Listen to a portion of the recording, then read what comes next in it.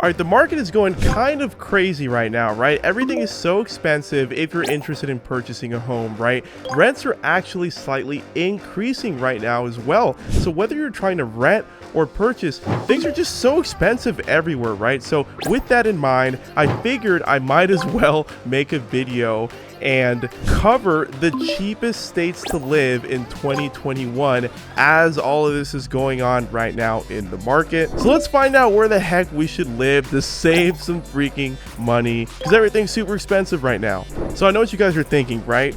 That property that you really wanted that was just a little bit out of your budget is now $1 million, right? And then all of the entry-level homes you were looking at considering are still $500,000.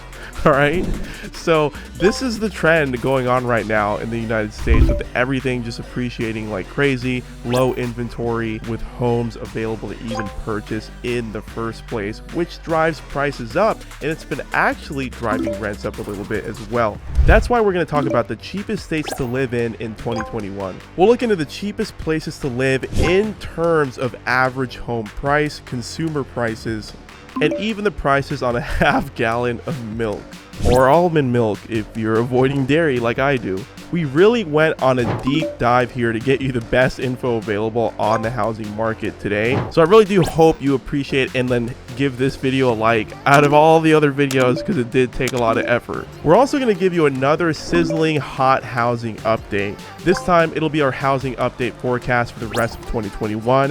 How does that sound, right? This is going to be a good one, so you may as well give this video a like right now so you won't forget. All right, let me give you a second to like the video.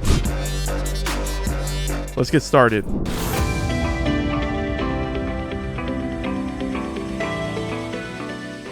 We all know how much of a nightmare the housing market has been in 2021. Between the bidding wars and lack of homes for sale, everyone's feeling stuck between a rock and a hard place. And buyers that are being outbid are now kicking rocks instead of moving into their home. Even would-be home sellers were influenced by these lack of homes for sale in the United States. Because think about it, if they sold, the tight market would make it hard for them to find something else. How has your home buying or selling experience been? Share a quick comment down below so we can talk about it some more. Good news though, the red hot market is finally starting to cool down a bit. The number of homes for sale in the country rose 10% in July. All in all, the figure is up 23% since bottoming out this spring. Home buyers are starting to push back at sky high home prices. It definitely makes sense here since prices can't outpace income growth forever, right? Seasonality is also coming into play. Around this time every year, with the exception of last year, housing cools a bit as shoppers get distracted by vacations and the restart of school. So what's going to happen right now? Are prices going to drop too? I don't really think so. More likely, the rise in prices will just cool off to more manageable levels. Over the past year, home prices soared a whopping 7.2%. Analysts are saying a large part of this is from the millennial generation who moved up their plans to buy their first home and settle down, kind of like what I just did. I guess I'm part of the statistics. I just bought a home around then.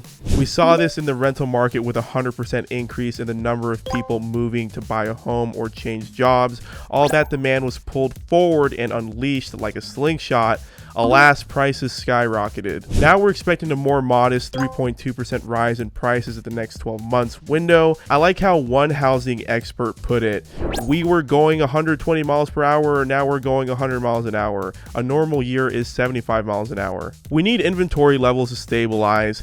That will stabilize the pricing environment as well. And I think we're heading in that direction. This is definitely good news, because that means if there were ever a good time to buy your first home, it's now when you're ready, especially since mortgage rates are still at their record lows. The 30-year fixed rate mortgage was 3.02% on June 24th, dropping to 2.78% on July 22nd. Now it's just a matter of looking for the best place to settle down in, and really one of the best factors to consider is the cheapest states to live in. And that's exactly what we have in store for you guys today. To come up with our winning list of cheapest states, we looked at consumer prices, home prices, energy bills, and even the price of a half gallon of milk. So number 5, Missouri.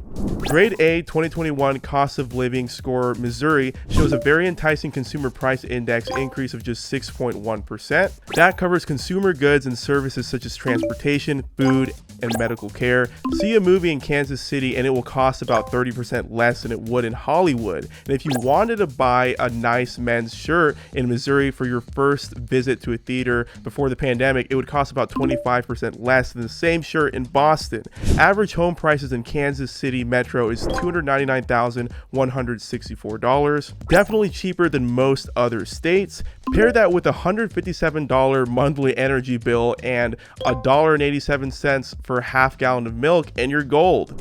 Number 4, Arkansas. Climbing up the list, we have our first A+ 2021 cost of living scorer, Arkansas, the natural state. In his first year as president in 1993, former Arkansas Governor Bill Clinton caught endless grief over a report which turned out to be exaggerated, that he paid $200 for a haircut by his personal stylist aboard Air Force One. Nearly 30 years later, he could still get a haircut in Little Rock for about $20, which is also about 20% cheaper than in his current home in Westchester County, New York. Consumer prices are up 5.8%, and the average home price is just $371,333, not to mention monthly energy bills at $143 a month, and a half gallon of milk at $1.78. Nothing beats that. Well, except our top 3 cheapest states, that is coming up right now. Number 3, Oklahoma. Another A+ in 2021 cost of living scorer, Oklahoma, the Sooner State. The waving wheat can sure smell sweet in Oklahoma, that rhymed,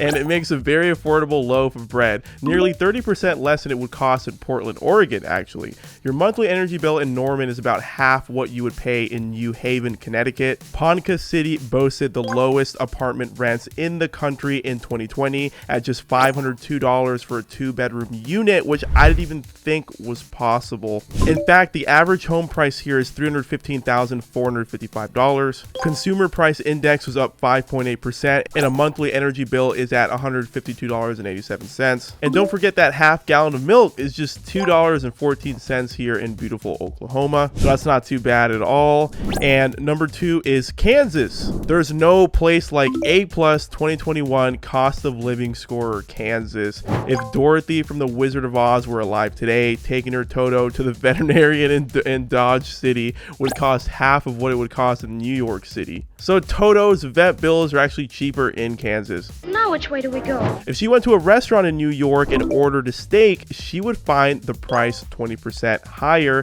than at home in Kansas. And she would know right away that she's not in Kansas anymore.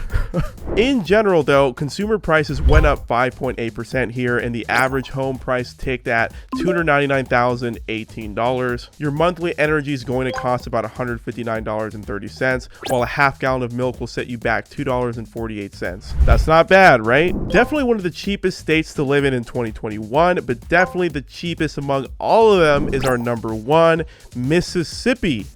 Old Miss. The only problem you're going to have in this state is how to spell it. I'm talking about A+ 2021 cost of living scorer, Mississippi. Did we even spell it right on the screen? I'm not even sure. Anyway, got a hankering for a hamburger?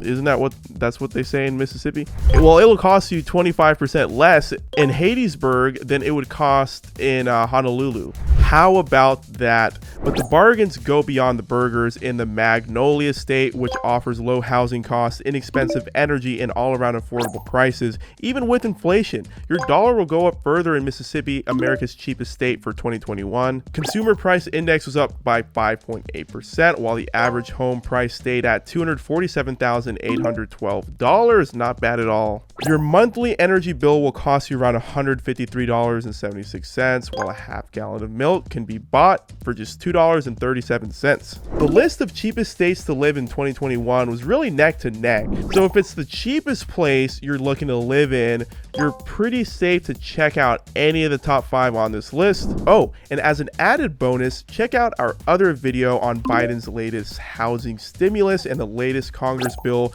for a $15,000 down payment assistance and even renter's tax credit. That's pretty wild, right? A lot of free money going around right now. So check that video out right over there. So what are your thoughts about what we just went over in this episode? Did I miss anything important? Are there other more affordable cities? If you do know of a city that's super cheap to live in, please drop me a comment down below, because I think it would be helpful to everyone, and I really would like to know. And hey, if you did enjoy this episode, click that like button and subscribe and hit the notification bell so you can check out my future content, because I'm constantly improving my content based on your suggestions. So don't be a stranger and just join our family by becoming a subscriber. I mean, making this content ain't really cheap. It's me and a team of like 3 other people producing this stuff for you to learn, and so that way you can enjoy it while we put a smile on your face. So if you think we did a good job, please hit the like button and subscribe, and I'll see you guys on the next one.